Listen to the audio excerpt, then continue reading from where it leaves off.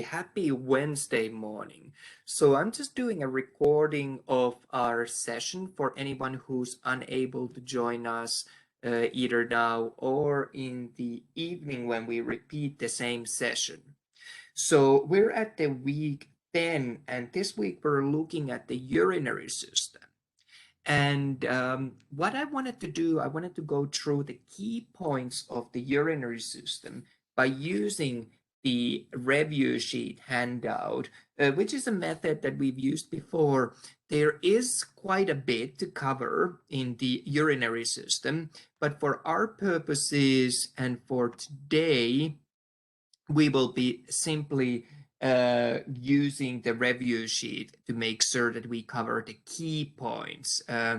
There is more to the story, like I said, but because we have a full packed day tomorrow on Thursday with the labs, I want to make sure that you at least, if you didn't get a chance to do the independent review of the lecture videos, you at least have had a chance to see some of the key points.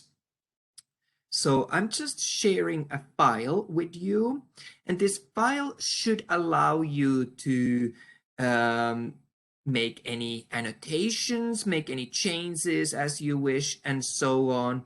You know that I normally don't really share the files when it comes to the review sheets, but we're doing an exception today.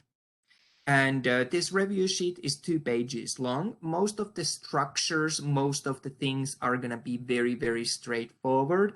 I'll take a little bit longer to talk about the nephron, since it's the key component of the urinary system. It's the workhorse, if you wish, on a microscopic level. So I want to make sure that we're very familiar with that. But I am expecting that you will be probably somewhat familiar with the stuff that you've seen before in high school classes or so on for the other structures of the urinary system.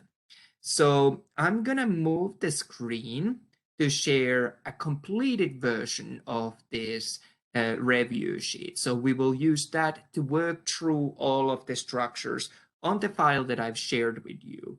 I do not expect that there's going to be too many surprises. A lot of this will be familiar stuff.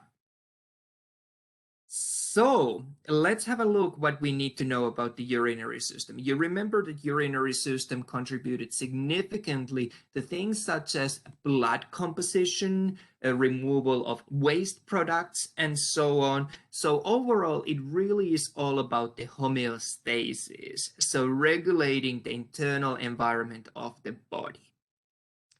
Some of the removal components that I've shared include, for example, like I said, the metabolic wastes, waste products that result in the process of carrying out metabolic functions in the body, and any other excess substances that we might want to get rid of. Well, urinary system really, if we look on a broader scale, we look on the key structures that you would see with naked eye, we're going to find a pair of kidneys. These are the workhorse, where really the filtering of the blood, removing what becomes urine takes place. And then from the kidneys, we have 2 ureters that carry the produced urine to the urinary bladder. And finally, we have a urethra. So all of those have been shown here on this kind of a whole body diagram, as well as a little bit of zoomed in version. You can also see the major abdominal aorta coming down, dividing further down into 2 branches. You'll notice how kidneys are supplied with a rich blood supply, and we'll visit that blood supply a little bit more in just a few moments' time. But I think we should start by looking at the kidney. When we talk about the kidneys are about, and I do come from a metric system world, so I've given that in centimeters. So about 12 centimeters long, 6 centimeters wide, and 3 centimeters thick. What you'll notice is that the left kidney is located a little bit higher than the right kidney. And the explanation for this height difference is simply the liver directly above the kidneys that takes a significant portion of the abdominal region on the right side. So that's why the right kidney is a little lower. Kidneys are often, when students are trying to locate them in the body, they are often much further back than students think. So close to our back. So something to bear in mind on that. Their color might vary, whether we're working with fresh kidneys, whether we're working with already embalmed kidneys, but kind of a reddish brown shape, brown color. Shape is roughly that of a bean, of course, in a larger scale, surrounded by a very tough outer connective tissue capsule. Term that you might have heard before, peritoneum. So kidney is described as being located retroperitoneal, as a retroperitoneal organ, so behind the peritoneum. The renal capsule, I mentioned that already earlier on, this tough fibrous connective tissue capsule that surrounds the kidney. In addition, we do have adipose tissue around, which really kind of cushions, protects the kidney inside. Some of the important functions for the kidney, of course, regulating the body fluids, whether it's volume, composition, pH. There's many other that we could add into this list, but regulating the body fluids, removing and excreting any metabolic waste, controlling, for example, red blood cell production, blood pressure, and we talked, I believe, also about calcium absorption a little bit in the past. Well, here we have a nice picture of some of the key structures of the kidney. We can pick them out from there. So there's a rich number of blood vessels supplying the kidney, also lymphatic vessels. We end up seeing the ureter comes out, and eventually, we already talked about it, carries the urine to the urinary bladder. Where ureter comes out, that region is known as hilum. So it's this depression on the medial sides of the kidney. So the sides that are facing to the middle of the body.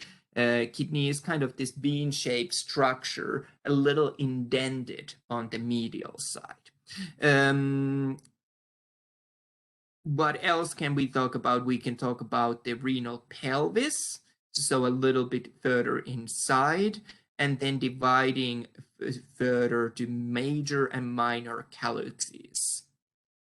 There are two distinct regions of tissue that we can tell within the kidney very clearly. So we have the renal medulla, which is this inner part. I've colored the renal pyramids on a darker pinkish color on this diagram from the inside of the kidney. And then we, of course, have renal cortex. Cortex term, you're already familiar. That's the outer layer. There are dips in the medulla. You'll notice this between the renal pyramids. These are our renal columns.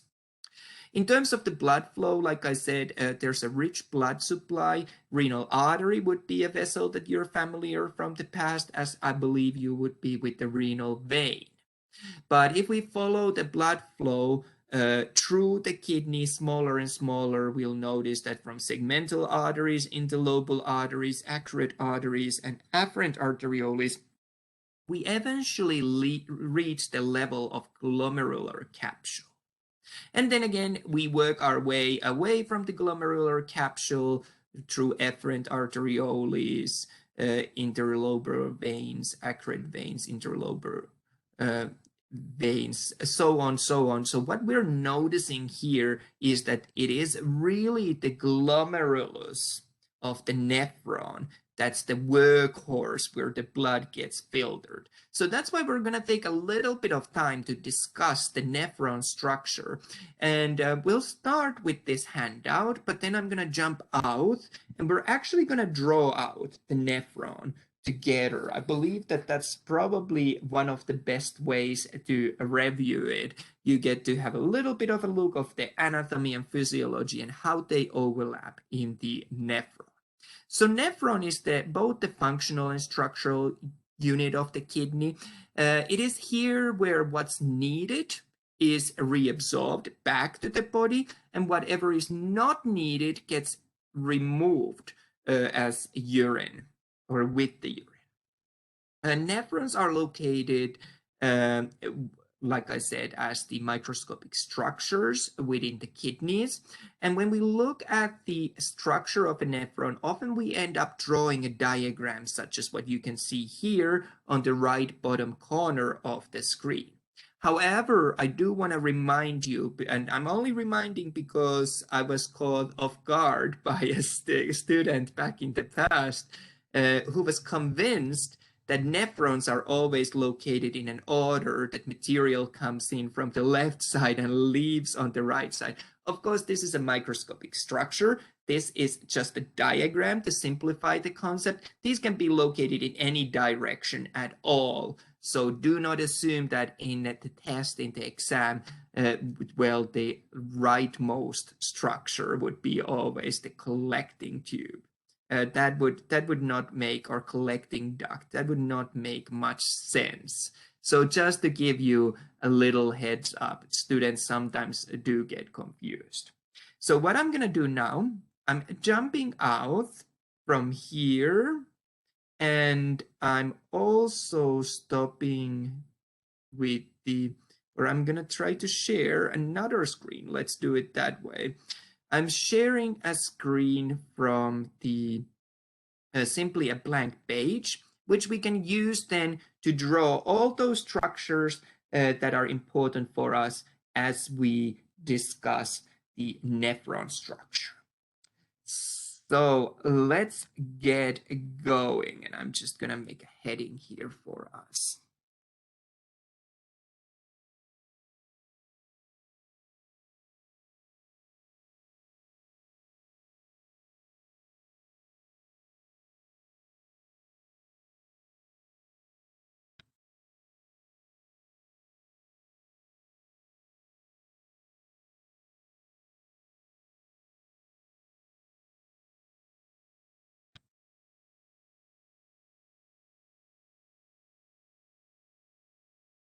And like I said, nephron was the structural and functional unit of the urinary system.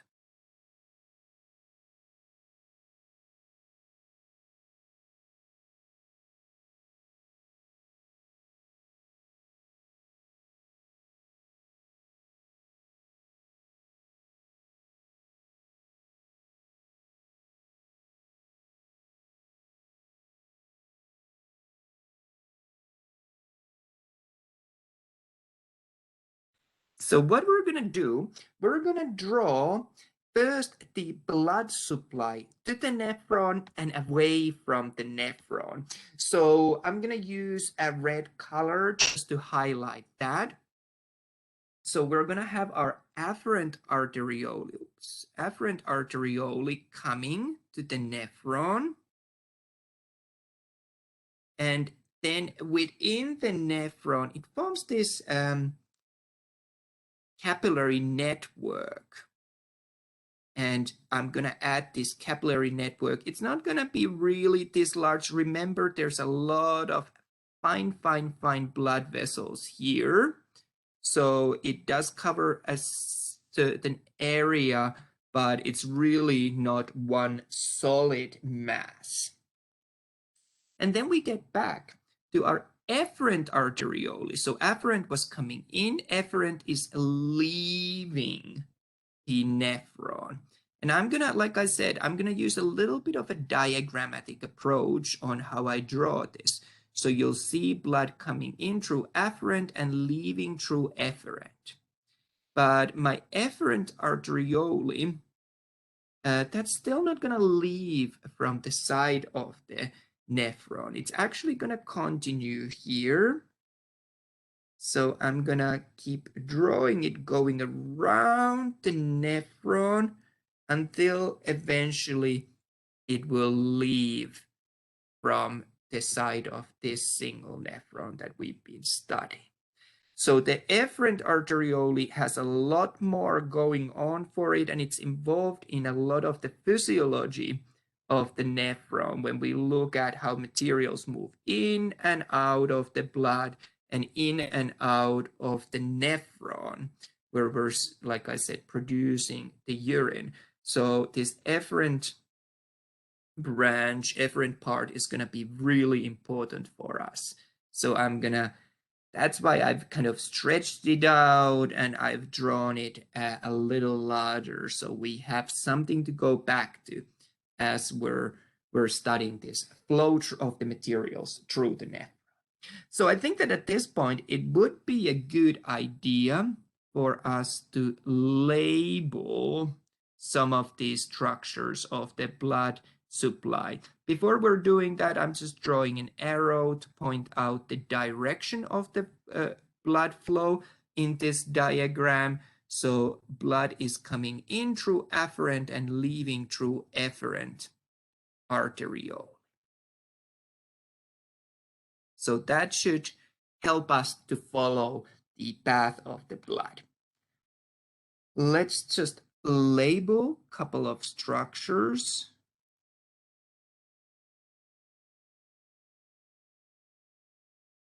These are our arrows that should help us a little bit.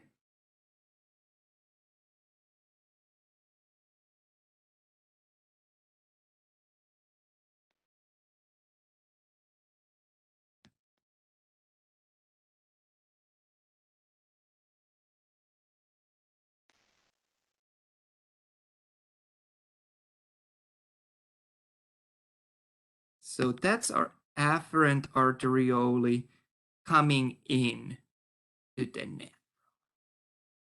Then we had our capillary bed here. And let's label that capillary bed here. That's our glomerulus.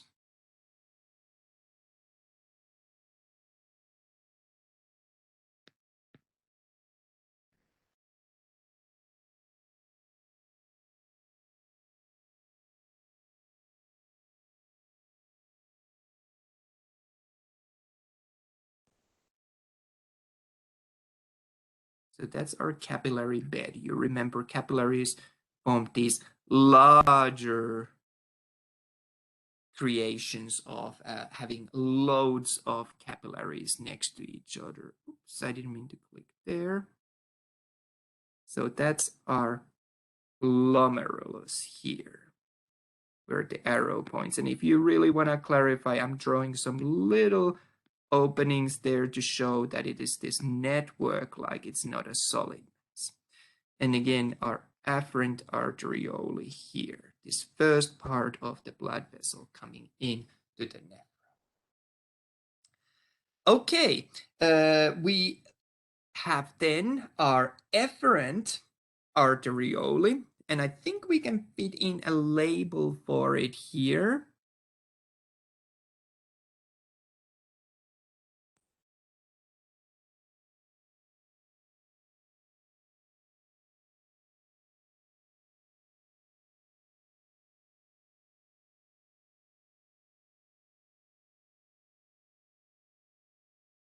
And that was the part that carried the blood away from our nephron, like we saw.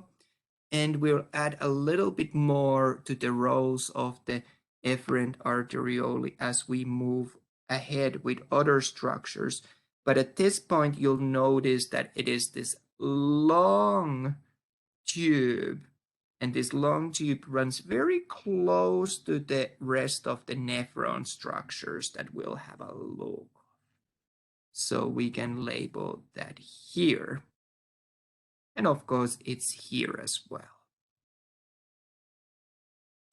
Okay, well, now we get to actual, that we've drawn the blood supply. We get to actual nephron parts, if you wish. So we get to label those, and then let's do those together. So the first part that I want to draw is this capsule around the glomerulus. So remember, this is a cross-sectional view, so it surrounds the entire glomerulus with the exception of the very tip where the blood vessels came in and left. So this structure is known as our glomerular capsule, or sometimes it can be also called as Bowman's capsule. So both names are being used interchangeably, referring to this capsule around the glomerulus, the capillary network formed within there. And from there, let's just carry on, and I'll do the labeling in a bit. We're going to have a tube coming out. We're going to call it tubule.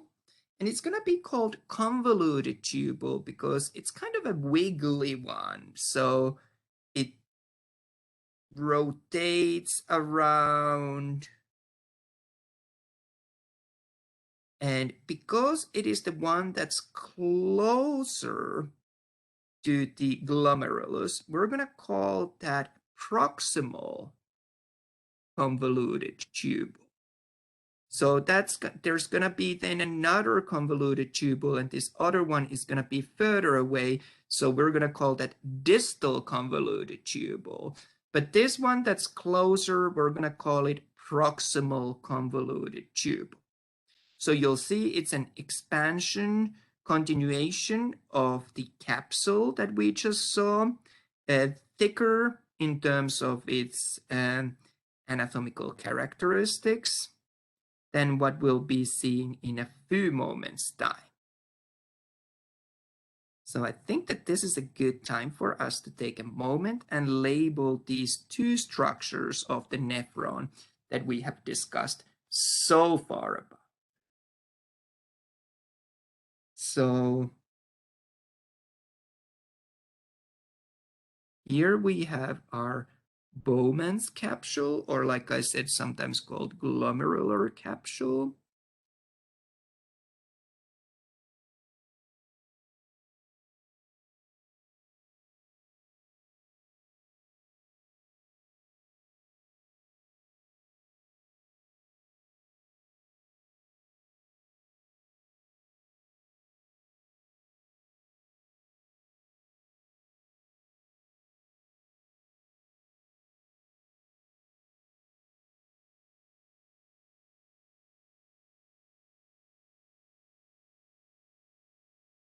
So let's label that here. That was the part of the nephron that surrounded our glomerulus. And then we had this kind of a thicker proximal tube that came as an extension out from there. And this part we called proximal convoluted tubule.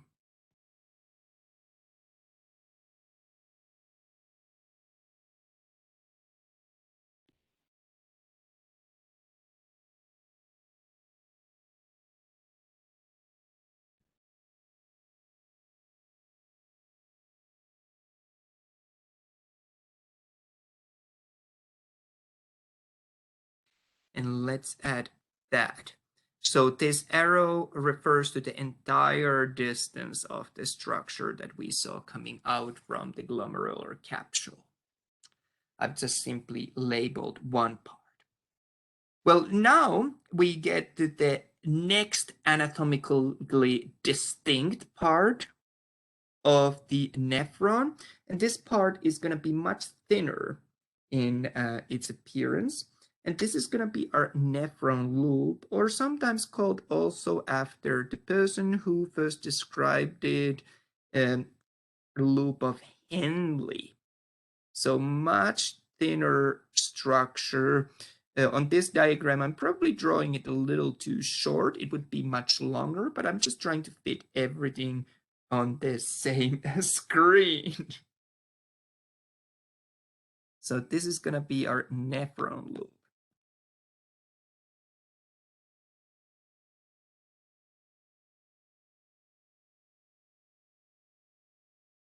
or sometimes, like I said, called also loop of Henle.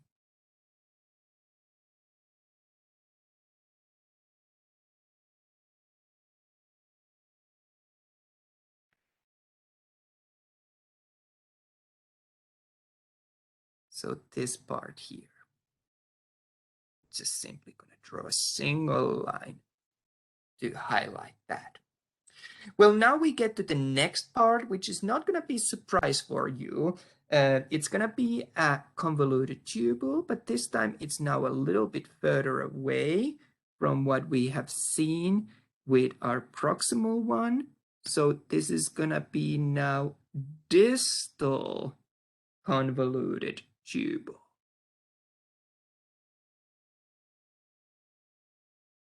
And again, these could wiggle, turn around, rotate in many, many different ways.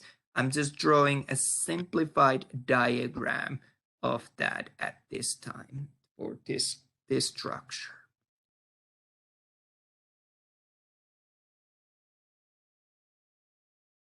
Let's just color that in so that we have a nice and clear diagram available for us. And we, of course, want to label it as well.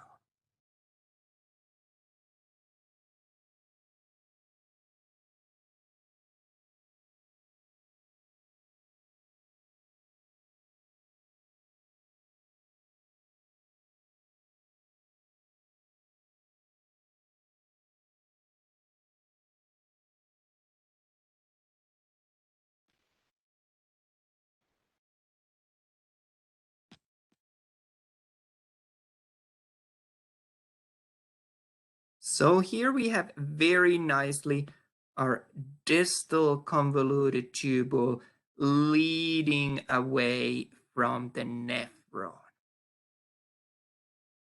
And distal convoluted tubule eventually, and again, remember it covers this entire distance of the structure that we just saw. Distal convoluted tubule eventually opens up to a collecting duct. And a single collecting duct gathers the contents from multiple nephrons and multiple distal convoluted tubules.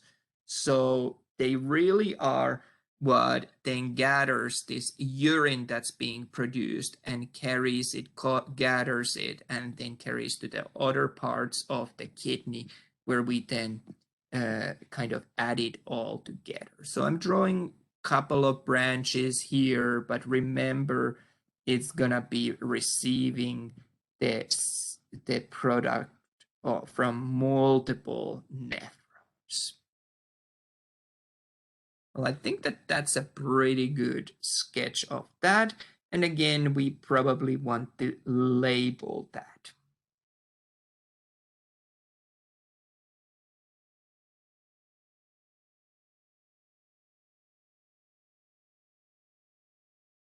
So that's going to be our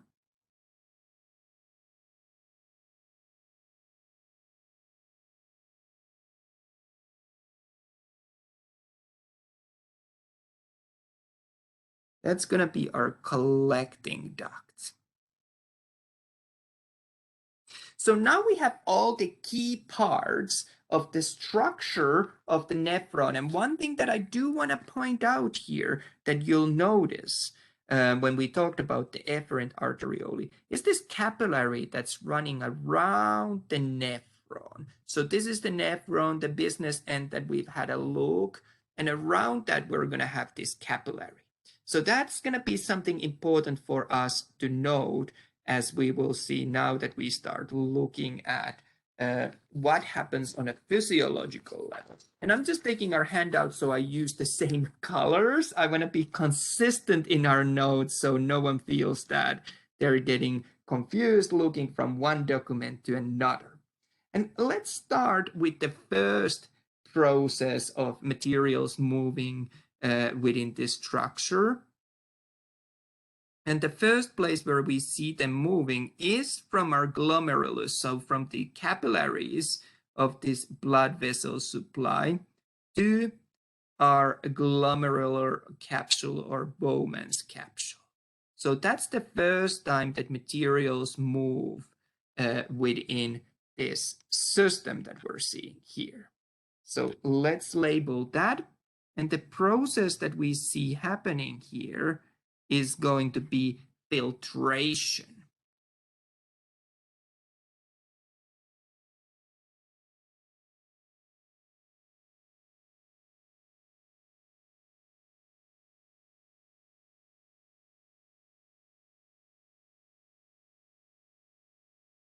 So we're filtering the blood, removing whatever we want to remove from the blood so that it can go then and enter the nephron. And this all happens by moving the materials between our glomerulus and glomerular capsule. So that's the process of filtration, the first part of this story of materials moving across. The next part where materials are going to be moving across, and again, I'm looking for the right color, so I'm being consistent on our notes. The next step that we're going to be talking about is going to be movement from our proximal convoluted tubule to this efferent arteriole, this capillary running next to the nephron. So very second stop, we're moving some materials back that we took into the nephron, and we're like, no, we changed our mind. We're gonna put that back into the cardiovascular system. So that's what you're seeing happening here. So this second stage is going to be our reabsorption.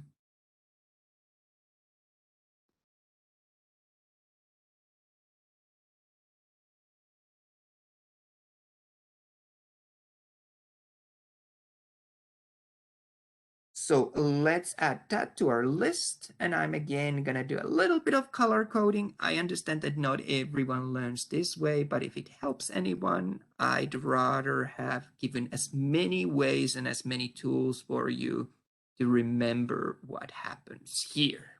So first we filtered the blood and had the material to move into the glomerular, from the glomerulus to the glomerular capsule or Bowman's capsule. And then we returned some of the material by moving it from the proximal convoluted tubule back to the capillary running next to the nephron. The next step that we're gonna see, and I'm again looking for a color of a pen, so I'm being a little bit more consistent. Let's use this color. This is going to be taking place now between the capillary that runs around, surrounding the nephron, and then the distal convoluted tubule. So there's going to be some material moving back to the nephron from this capillary around. So kind of an opposite movement from what we just looked at. So that's going to be important for us to notice here. So we have many chances to ensure that right things are moving to right direction.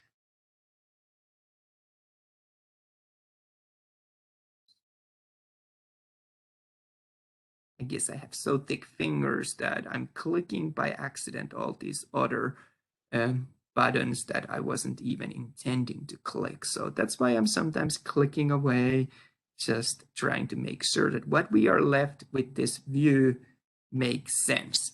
So this third step, if you wish, is going to be our step of secretion.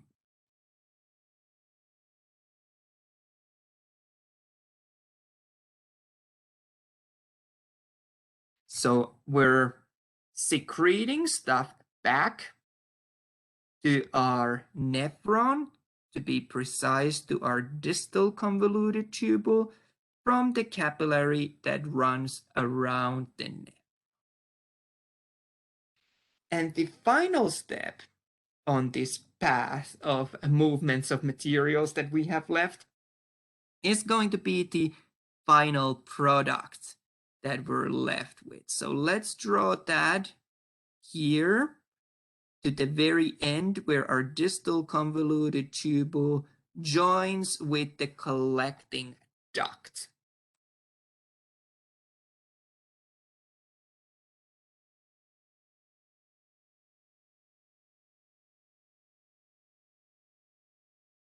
And this final step, well, that's going to be called our excretion.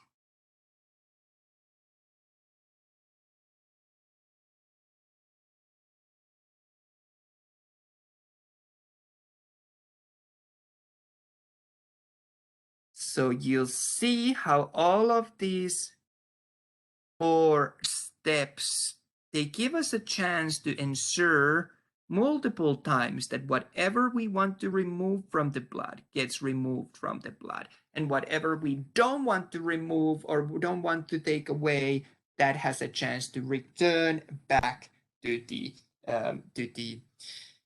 nephron, to the cardiovascular system. So we're kind of balancing this act.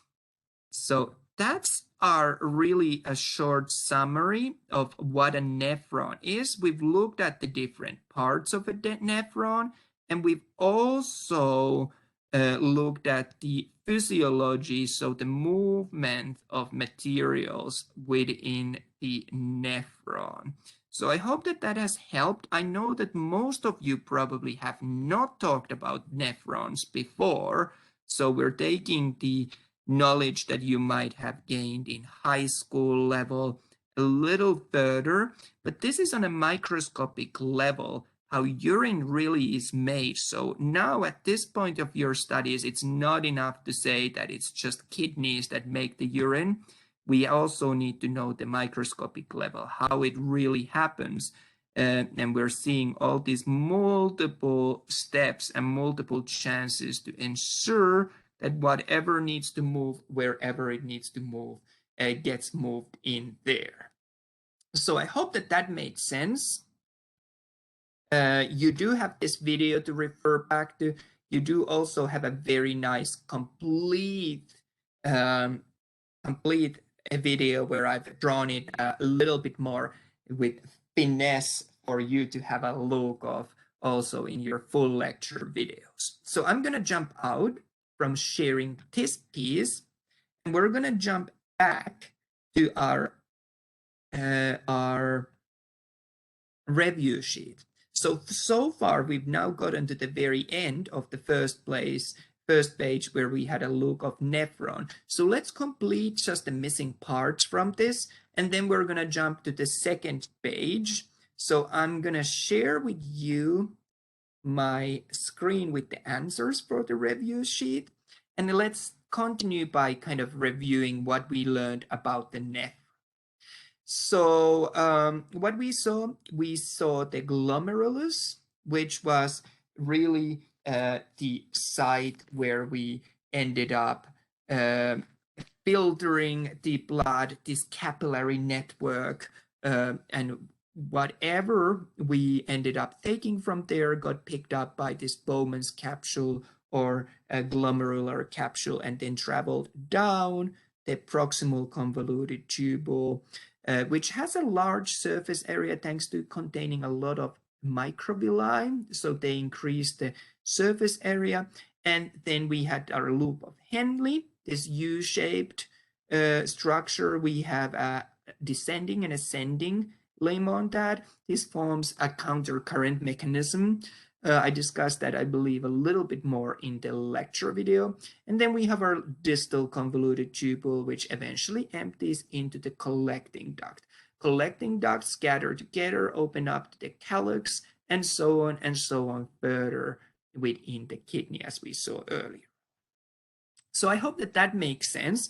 What I want to show here on the second page is really the arrows that we just did together. So we saw that how the excretion, amount of excretion can be calculated from knowing what the filtration is deducting from that the reabsorption and adding the secretion amount. Really what we end up removing mainly is going to be about 95% of the product, the urine that we produce. The excretion is going to be water, but there's going to be a bunch of other things such as removed wastes and electrolytes and so on. It is really the size of the molecules that's controlling what moves, what remains in the blood, and what gets filtered.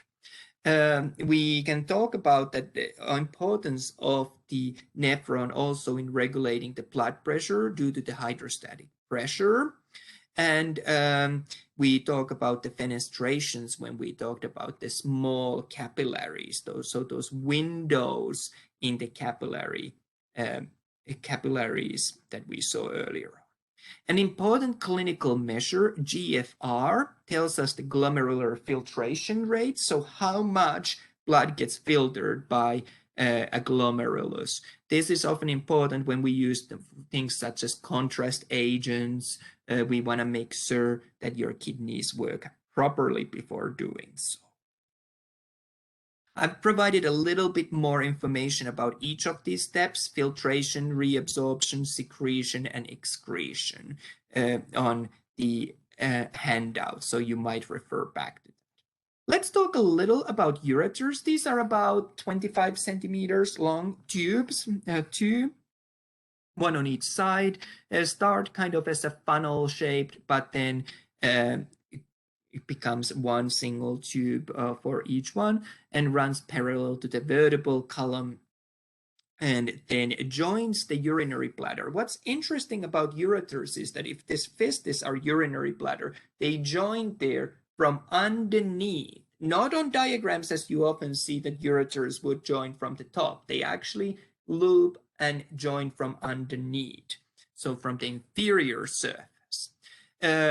The forces that help the urine move within the ureter, of course, gravity, but in addition to that, we do have this peristaltic movement that we've talked before, how these tubes are able to move material along the tube, even against the gravity. So even if you're in space where there's zero gravity, the urine is going to be flowing from the kidneys to the urinary bladder. The wall of the ureter is, again, three-layered. We have a mucous inner layer, middle layer, smooth muscle, and fibrous connective tissue outermost layer. Clinical relevance to consider here is that if we have an obstruction of the ureter, kidney stone, that might cause issues and backing up of the urine and so on. Finally, let's have a look of the urinary bladder a little bit. So this is really nothing but kind of a storage pouch for the urine. So it's this hollow, very stretchy muscular organ sac where we're storing the urine temporarily. The wall of the urinary bladder, we can find 4 layers there: mucous innermost coat, then submucosal coat, which is made of connective tissue and elastic fibers, muscular coat, largely smooth muscle. We find our good friend detursor muscle. If you've looked at through the lecture videos, we talk about that a little bit. And the outermost layer of the urinary bladder is going to be serous coat, and that's largely connective tissue. I mentioned that the ureters enter the urinary bladder from the bottom. Well, that results that at the bottom of the urinary bladder, we can actually see 3 openings. 2 of them are going to be these ureters that join, one from the right, one from the left-hand side, more posteriorly. More anteriorly, the single one that forms the tip of this triangle, referred as trigone, that's going to be the opening for the urethra. So let's have a look of the urethra a little bit. This is just a tube that conveys urine from the urinary bladder to the outside world. And of course, the length of that will vary between males and females. In females, much shorter, about 4 centimeters. It is a separate one from the reproductive system, but because of the shortness of the urethra, females are more likely to get UTIs, so bacteria, other pathogens are able to climb up, if you wish, the urethra and get to the urinary bladder. In males, much longer urethra. Remember, that's shared in males between the urinary system and reproductive system. So we can separate few different parts of the male urethra: the prostatic urethra, membranous urethra, and penile urethra. Couple of final things that I wanted to share. The fancy word, the proper term for the process of expelling urine is going to be micturition. And so you might see that being used. And in terms of the aging, I always try to touch upon that a little bit as we talk about the systems. One thing that we notice that the urinary system is almost like over-engineered, if you wish. So we have many chances to compensate for age-related changes. Really, the biggest change that comes with the age is that kidneys do become a little slower and to remove waste, toxins, and compensate for changes in the that are needed to maintain homeostasis. So that's probably the biggest change that I can think of. And this really completes our review of the chapter on urinary system. Like I said, you have the full story in the lecture videos, which I asked you to look independently of on Tuesday. And this Wednesday session provided a kind of a walkthrough of the key points by using this review sheet. We took especially time on talking about the nephron and drew a rather nice diagram. And on that note, really, this completes everything that I had planned to share with you today. We will get quite busy tomorrow when we will be completing actually 2 labs. We'll be doing our urine analysis, and then we'll be doing dissection of the kidney as well. So it would be very helpful if in preparation for that, you have looked through the key parts of the urinary system. I also like to remind you to make sure that you've taken goggles with you. Those will be needed as we are doing dissection. So that's it from me for today. I hope you have a very good rest of the day, and I will see you either tonight or tomorrow. Bye.